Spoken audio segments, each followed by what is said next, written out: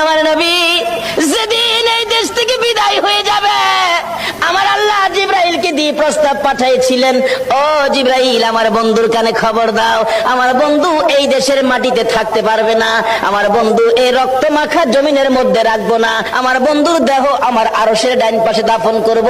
জিবরাইল খবর নিয়ে ডাকতেছেন, হুজুর আল্লাহর সালাম গ্রহণ করুন। আমি জিবরাইলের সালাম গ্রহণ করুন। আল্লাহর নবী গো, আপনার দেহ মুবারক আল্লাহর আরশের ডাইন পাশে দাফন হবে, আপনি খুশির সহিত কবুল করুন।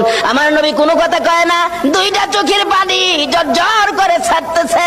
জিবরাইল বলেন, ইয়া রাসূলুল্লাহ, এত সুন্দর প্রস্তাব নিয়ে আসলাম, কোনো কথা কন না, খালি কাঁদেন কেন জানতে চাই।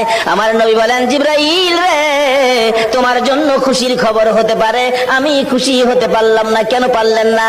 রে জিবরাইল, আমার দাফন আল্লাহর আরশের ডান পাশে হবে, আমি জানতে চাই আমার গুনাহগার উম্মতের